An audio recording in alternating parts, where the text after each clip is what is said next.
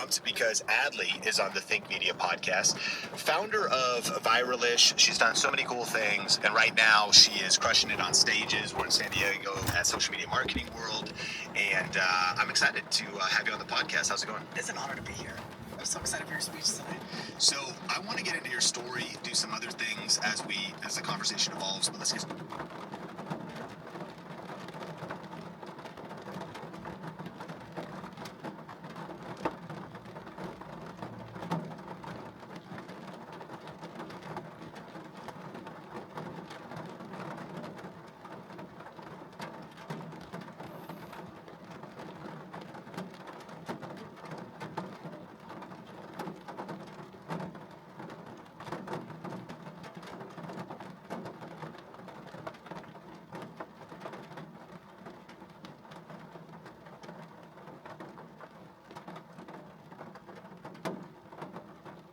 Straight into the framework. What's number one?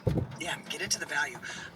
So when I explain the 6-step formula, you're gonna be like, why do people pay millions of dollars for this? Because it sounds basic, but with each step, there's probably 7 to 8 different components that, when combined, make it just incredibly powerful. And I'll preface that we built this formula, or it was shown to us after making literally thousands of viral videos, viral being 5 million and up, and we just saw very clearly at all these videos, the formula just appeared. Wow, the ones that really rose have all the same structure in common. So then when we started just using that and applying it to every single video, whether it was an ad for Land Rover or whether it was me pranking my husband or staging a Karen on an airplane, I'm not going to look you in the eyes and say it works every single time, but I would say our batting average increased to 7 out of 10 videos going viral every time we use this framework. I can't wait. What's number one? So number one is, obviously, it is the hook. But what we aim for people to do is to get 90% retention in that first 6 seconds. Because if you can get 90% retention in your first 6 seconds, according to our TikTok rep, and now confirmed based off our publishing on every single major discovery-based platform, it is true across all of them. So aiming to get 90% retention, we just have different frameworks where we help you do that. Because if you don't stop the scroll in your first 3 seconds, literally nothing else that we talk about matters. So when people harp on the hook, it's because of that fact. It is all that matters to get the attention, because if you don't win that, nothing else that we do matters. So one of the ways that we get 90% retention is what we call the combo method, which is essentially just combining 2 things that don't normally go together, right? Those could be, if you're doing talking head content, it could be opposite ideologies, right? Pinning Democrats versus Republicans, any type of conflicting ideology, combining things that you don't normally see that make you feel something, one, and have a curiosity gap to where they're gonna stick around. And you're gonna create this itch that you do not scratch until the very end of your video. I'm not sure if it's the same for YouTube long form or if you bury the payoff somewhere in the middle, but for short form at least, you wanna get those watch time minutes. And the same way that you do in long form, but you just want to create the curiosity gap and the itch, and then just don't pay it off and be a good storyteller throughout. But really, we have to set that framework up in the hook.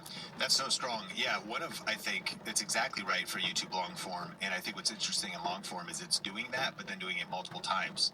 Any good storytelling will create some tension, create a curiosity gap, and then stakes will rise throughout the content, and more tension and more curiosity gaps will be open because you're sort of multiplying that throughout the ultimate viral videos on YouTube over a longer amount of minutes. But I'm curious, what's one of the other, you mentioned frameworks, maybe some other starters that could get us inspired for what we could do in the hook to get attention on our next piece of content? Yeah, I would say if you have, for me, it's a threshold of tolerance. Like, I lean into funny content. I lead with humor because humor is relatable to the masses, and we all have these shared common experiences. And humor doesn't have to look like absurdist stuff like I used to do and still sometimes do. Like, for me, it would look like pouring tequila in the back of a coffee pot. And you're just like, why are you doing that? But then I show you how to make batch margaritas for a party, or I'm taking a rack of ribs and putting it on the engine of my car to show you how to cook a Thanksgiving meal real quick on your road trip to dinner with your family, stuff like that. But if you don't have a tolerance for that, you can still do things that combine visuals that have a curiosity gap. So say we have a holistic therapist. I might have a pink balloon that says your brain on it in Sharpie, and I might be filling it with shaving cream. right? I'm just filling it up, and then I'm putting sticky notes on it that say your family, your finances, your business, your health. And you're just like, where is she going with this? And then I have a pen, and I'm about to pop the balloon that's full of shaving cream while I'm talking to you and driving my point home, but there's suspense and tension held in this visual. And then at the very end, maybe I do pop it and show how if you don't resolve your trauma, that crap gets everywhere and it's very, very messy. Wow. So it's just combining visuals to show what you're talking about rather than just talking head talking about it the same way everybody else does. And is this some of the stuff I see is sometimes if someone's going to be doing talking head or explaining something, if simply what they're doing is like making lunch or doing something else, maybe that's not enough to go viralish. But is it the same concept? Yes. One time we did a video where I didn't need to do a talking head style, but I was just like boiling tennis balls. Okay. And like boiling water, just lowering tennis balls into them, and people are just like, they're absorbing what I'm saying, but there's an anchor of curiosity of why the heck is she boiling? Did you ever resolve why? I didn't because I'm a butthead. Yeah. But or then did it follow probably- part two or something. Well, that probably starts comment people like what's, and then it gets a whole comment engagement thing, Yes. and people maybe You're jumping even to step being number 5. witty about the comments. Yes. Like theories about the tennis balls and like debate about the tennis balls. And then the best part is when people are like, oh, of course you boiled tennis balls. You should always boil your tennis balls. And they go into being, Like, to make it something and you up. had no clue. You're like, I didn't know about that. Maybe it actually does mean something. That's fascinating. I also have heard such things as like this versus that viral video. If you're just talking head, it might fall flat. If you were like a real estate agent and walking through a neighborhood, why walking and talking, and like the more things you lay on, it could just be more engaging. Is there anything you could do to tweak that? Here's what I think that works. Just changing your location. It raises the stakes and it makes it feel a bit more real. Instead of sitting here in front of the camera with the perfect lighting and now you're going to do the influencer thing and you're set up to make a video, it looks like you're just set up to make a video versus same script, but you're just walking down the streets of San Diego delivering it. It makes it feel like this is so top of mind. I eat, sleep, breathe this, and I have to say this right now. So let me pull up my camera and I just have to tell you this. Same script, but different location and different vibe, and I think it reads a little bit better. Wow. Okay. How about number 2?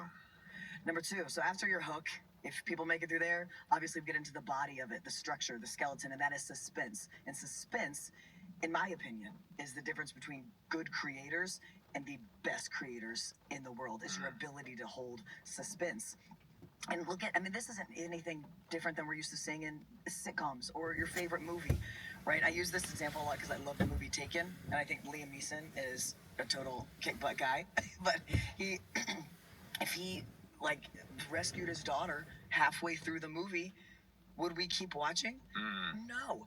If Ross and Rachel actually stayed together in season 2, would it have gone on for 10 seasons? Probably not. Gotta have the tension the whole time. Tension equals And the retention. on and the off. They get together, but they break up. Yes, you have to have unresolved tension. So how can you do that? And whether you're making people problem aware or solution aware, in any content pillar that you're doing, how can you invoke suspense?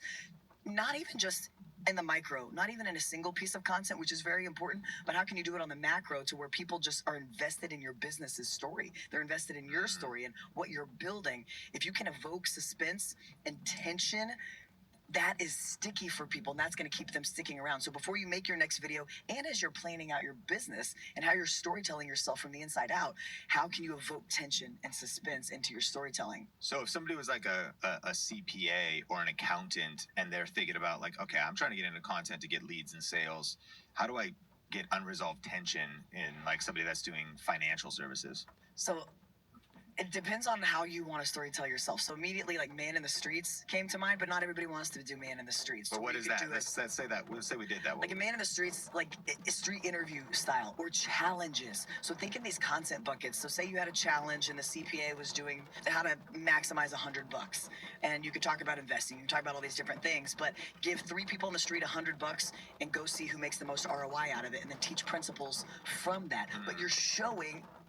It's harder. It takes more effort, sure, but now you're gonna have a simple, repeatable, and scalable format that you can do over and over again and be known for that guy who makes that wider, more entertaining top of funnel video to teach your principles. And I think that's who's really gonna stand out over the next 3 years, is who builds that personal brand and learns how to storytell what they do in a way that's relatable to the most amount of people. Okay, what's number 3? So then we move into the end, which is the end of the skeleton, which is the top three nuts there. That is the payoff. And the payoff is really where people decide how they feel about you, right? They decide if they're going to follow.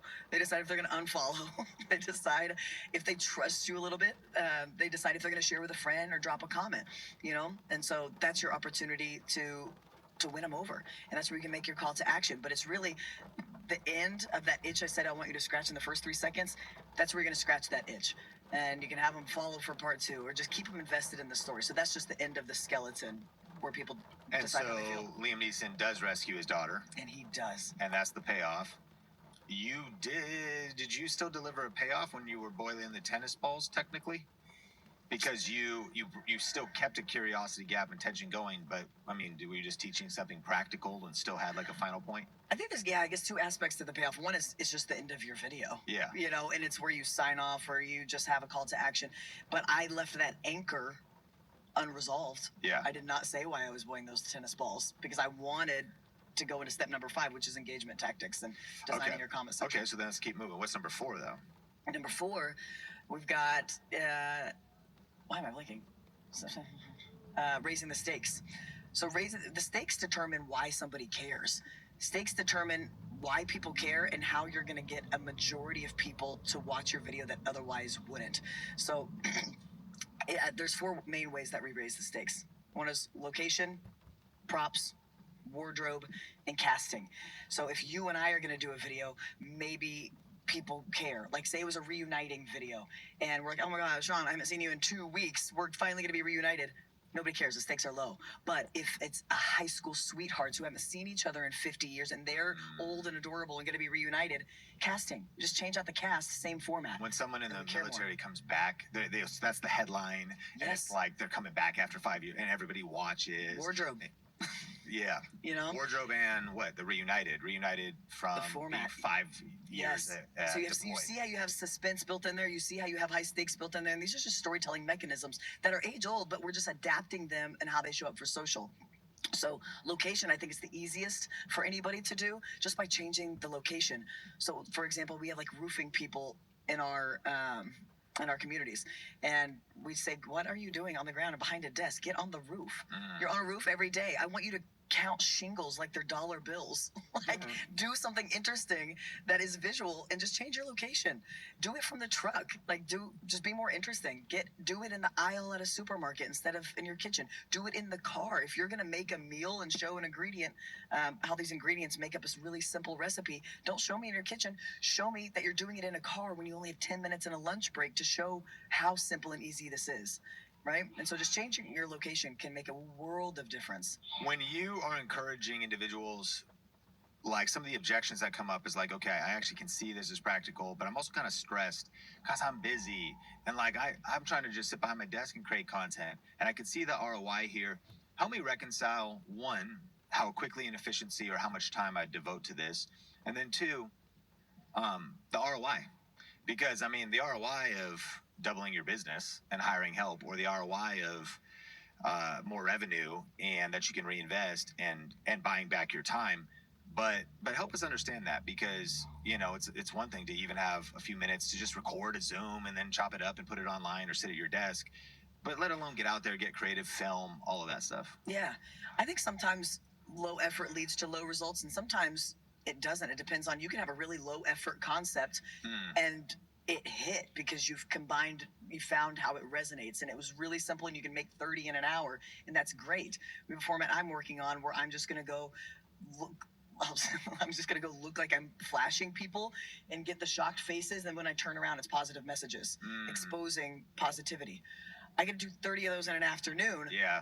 But my video says like make compelling videos. And so it's a shot from behind and then a shot in front. So even And like, it's all the faces, and you're like, oh, well, you think I just flashed, but see how that follows the formula perfectly, but very low effort, but novel in a sense. We haven't seen that before, and it proves my point that you need to make more compelling videos. So that would be very easy. So if you're going to go low effort, find something that you can batch shoot that has something that nobody's really seen before, but it's still low effort. So I think batch shooting is huge for a lot of people. But lately, what I've been doing is just I have been posting less, but having more effective posts. Because either I'm going to win, you're either going to win by volume, posting 2-3 times a day for that type of omnipresence and syndicating that content, or you're going to have one awesome video a week or every other week that's going to get same amount of time investment from people, but that video is going to be more successful than all these other small ones combined. So I think you have to solve for your own constraints. For example, my husband has anxiety. He has billions of views under his belt personally, and he does not like making videos. He just is an engineer mind, and he can just see, oh, I do this and this and this, and it works. And he just thinks about it that black and white when he applies the formula. But he makes videos and he doesn't talk in any of them because he gets anxious on camera and gets tongue tied. So solve for your constraints and make your format fit something that you actually enjoy doing. Like if I had a hat, I would say make content fun again. That would be my motto. Is do something that you think that you can sustain and is fun for you. Otherwise, you are going to burn out. That's really good. And I'm curious too, like share some of the numbers too of client results or the ROI of this, because most listening have not experienced a million views, let alone multi-millions of views. Or even you're talking about the promise of this title is how to 5x your reach. So if we're normally getting 300 views and now we start getting a couple thousand or we get 100,000, it could be very significant. So what when people even implement this, not even perfect, because it's the goal, we'll hit number 5 and doing the steps. But if you just improve some of this stuff, what can people expect?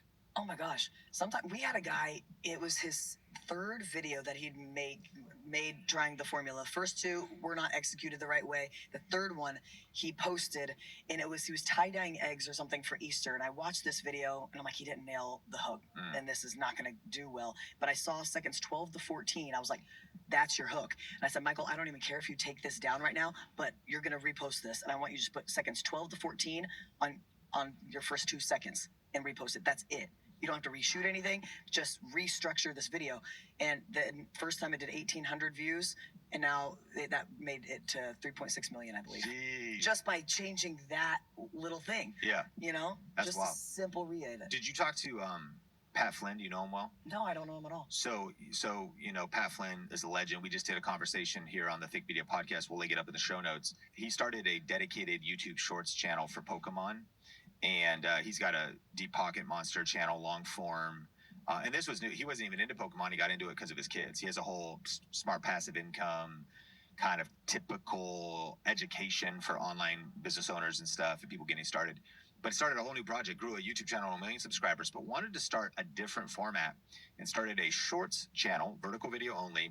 But what it made me think was, you're talking about do something you can batch, do something that's sustainable. And I think it's, do we open it or do we keep it sealed? Which is, do you open the pack of Pokemon cards or keep it sealed? And he kind of built it out. It's a show. It has a jingle in the beginning, jingle in the end, but he can shoot it by himself. No team, nobody else helping. He batch shoots them. He uploads 1 a day. It's a routine for people. It's got kind of a few tweaks. He hired a voice actor to just on wherever, Fiverr or something like that, to do kind of, oh no, the pack wasn't that good, or oh, it was pretty good. All that to say is he's at 2 billion views. Wow. The channel grew. He got a gold play button in like 199 days. Wow. Grew his YouTube channel to 1 million subs. Made $126,000 in YouTube ad revenue from on the shorts channel? Shorts. Yeah, right around there. But he found a format. He found a sustainable format. Doesn't have to go outside, but like it's a show. It's like a mini 60-minute show, and dialed in the details. And of course, content creation, I think it's like a skill. You get stronger with reps.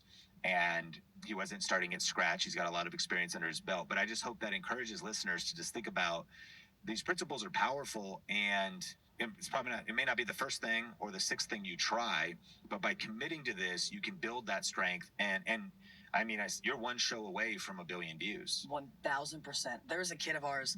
We used to pay him $2 per reel. Will Cullen official, or official Will Cullen, if you look him up. And he was trying to figure out, he was making viral videos for us, and he got really, really good at it. And he was like, but I'm a musician. How do I marry the two? And he was trying different formats. And then the third one, maybe it was even more than 3, but the third one that I watched him try popped, and he grew 3 million followers in a matter of months. Jeez. Over on TikTok, just taking his guitar, going up to pretty girls in the park around Vanderbilt and Belmont campuses, and just being like, "Hey, what are you listening to? Yeah. Do you mind if I sit and play it?" And the girls are like, "Huh." He would just go around singing to pretty girls. Popped, and just changed his life. Wow. You know, but Yeah. he had tried so many other formats. So I firmly believe that everybody has at least 100 bad videos in them Sure. that you just have to get out. That is the rite of passage.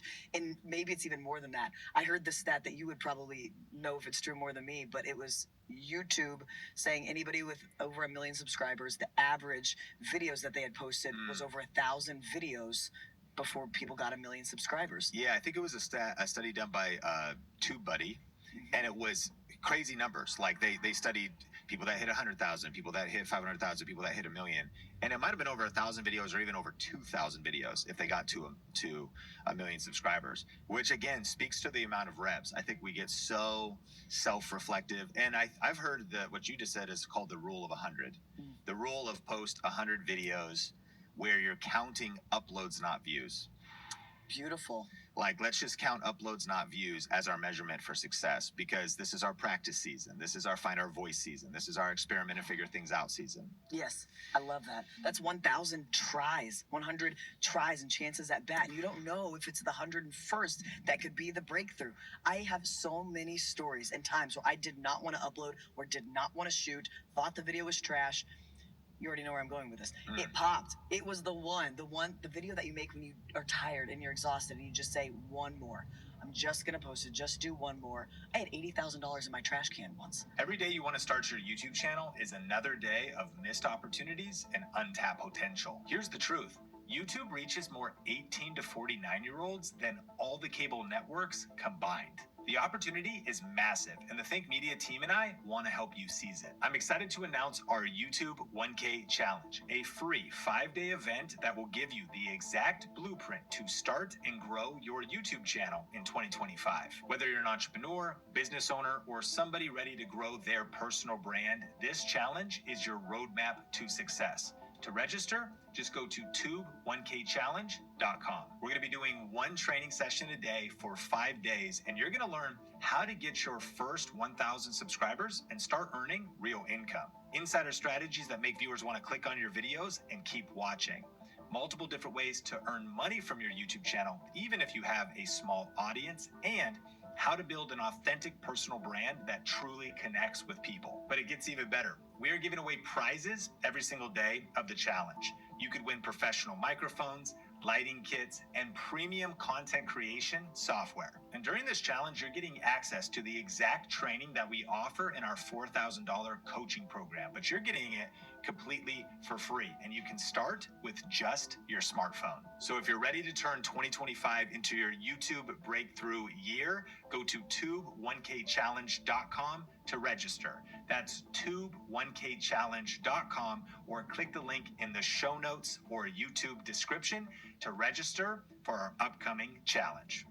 $80,000 sitting in a trash can. Blake and I shot this video, very silly video, where I have two boys make a circle. We're on a boat, and they make a circle with their hands, and I say, I'm going to jump through the circle, but I jump through like this, and I keep saying, I'm going to jump through like this, and your brain is like, how are you going to do that?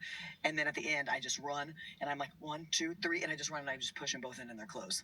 That was it. But you could see my extensions. What was the $80,000 in the tracks? I'm getting there. Oh, okay. We did this video, and I didn't want to post it because you could see my extensions in my hair, and I was really insecure about that, and it looked horrible. And even though that would have gotten a ton of comments, I'm sure I was like, I'm personally just embarrassed, and I just made a vanity decision to like just trash it. And Blake was like, "Where's that footage?" I was like, "I deleted it. It looked terrible." And he got it out, and he edited it, which does not happen, and posted it. That made $80,000 in 2 days. And you never know what video it's going to be. It's usually the one that you least expect is the one that's going to pop because you didn't care and you weren't trying so hard, and somehow that resonated. Man, It's really great. Okay, we got to hit number 5 and number 6 in just a second, but this episode is fire. If you're getting value, if you watch on YouTube, hit the like button, and if you listen to the podcast, it always means the world. If you share, rate, review, wherever you watch or listen. Number 1, recapping. We have the hook. Number 2, suspense. Number 3, payoff. Number 4, raising the stakes. What's number 5, Adley? Number 5 is engagement tactics. So this is how you would get somebody who would never normally leave a comment on anything and get them to comment. And this also ranges your threshold of absurdity. For example, we did a video. These are friends of ours who did a video, and they were doing some cooking style video life hack thing. And she goes to get like ketchup out of the fridge, and there's just a box of tampons in there. Don't call attention to it, but she just got the ketchup, never called attention to the tampons. The entire comment section was, are we supposed to be refrigerating our tampons? What is going on with that? And then other people are like, yes, of course you're supposed to refrigerate your tampons. And we just forgot they were in there from a different bit. That video popped, made tens of thousands of dollars just because of that little Easter egg. I made a wine pie one time, and my fly was undone, which I did do intentionally because I have no business making a pie. Nobody has business watching me cook, but I needed to make this pie for something, and I just had my zipper undone. 14 million views on me making a pie. But the thing is that didn't take away from my credibility. Say you were a chef and you were doing something serious. Can you do an engagement tactic for retention and for an anchor and for something just a little bit Easter egg in your video that still feels authentic to you and doesn't steal your credibility? A lot of people don't want to mispronounce a name or spell something wrong because that can rob you of credibility. But could you just have one earring in, maybe? Like a natural human mistake, could you have a fly undone? Because people will be like, oh, girl, I'm so sorry. I feel for you. This video's popping and you're caught in an embarrassing moment. Like, what can humanize you a little bit that you're comfortable with or that is just really unique to you? I think we put a safety pin in Blake's beard once, or just like one little pink strip, something to make people stop in their crazy brain and just be like, what is that? I've never seen that before. Or this person's unique. It's just stopping them and pattern interrupting long enough for them to actually realize, wow, this is really good content. And then you'll notice that that'll just make your engagement go crazy. And so whatever that threat you live, wherever you live in that threshold, if you find something that's comfortable for you, I just urge you to think about it. Just try before you design your next video. What could I do to inspire a comment section and design it in reverse? Because even that forethought, even just a little bit of it, is going to go so much farther than you would not thinking about it otherwise. I know at one point, Meta, Facebook announced that they were shifting their algorithm, not just for comments, but for conversation. So that posts would spread not only on the amount of comments, but essentially debate when people start commenting the commentator, and they go back and forth. And so to me, this is also very interesting because just things to get people talking, debating, questioning, and on comments is certainly a factor on YouTube. It's a lot less. It's click-through rate, watch time, period on YouTube. Likes, comments are some reinforcing metrics, viewer satisfaction. But you're an expert in all these different platforms, and it reminds me of somebody who was getting great results. And let me know if this is kind of one of those engagement tactics with educational content, screen sharing and showing tutorials of websites that are free and helpful to create content. But you know how you bookmark pages and it's at the top of your Google Chrome? He made that a little bit bigger, and he renamed one that was right at the front, and he renamed it Hunter Biden's laptop leak. and then he never addresses it, yes. And he just leaves it there. But what then also happened would people would get over 100% retention because they'd re-let it play. Yeah. To be like, does that say what I think it says? And then they would be like, does he know? And then people would be debating in the comments and oh, he must be trolling. No, that's legit. Yes. No, it's whatever. Then he tapped into politics. No, this guy must be a whatever. And somebody else no, I can't believe, the administration. And he was just talking about, free website software, but did it absolutely intentional as an engagement tactic. What do you think? I love it. I think that's the best. You just see how it can be easy to just do something little that you never call attention to, but it makes you different. Yeah. And you're giving people talking points. This is a secret superpower. If you're willing to do it, find something that's comfortable for you, because people always get weird when it's baiting engagement, but it's just giving people a reason to stop. It's a pattern interrupt. What's funny is you just hit a concept. Have you talked a lot about talking points before? No. Talking points I was hearing in the music industry is an actual strategy everybody listening to this could benefit from. And talking points is something, for example, if you were marketing yourself or wanting to get your name out there as a musician, it's one thing, of course, you got to have good music, maybe something, you have a little bit of luck, definitely tactics and how Spotify and things work and all those modern things. But like a modern musician also needs to be like a world class marketer. And they talked about talking points. You write your name in the middle or your brand in the middle, but then draw talking points around it. And they were talking about this like white rapper that's been blowing up. They talked about his music video. Like one, there was a Cybertruck in the music video. It is just a talking point, like it's trending, it's whatever. But like just one thing. Then it was the fact that he was surrounded actually by all of his homies were black guys around the white guy in the center. And he was like, yeah, say what you will, that people are going to notice that. And they're going to, and he goes, I'm not saying he manufactured it, but like, it's authentic to him, but it's intentional. They shot that music video with that thing. That's another talking point. He said, Kanye West, if you think about it, this was a video I watched about talking points and musicians.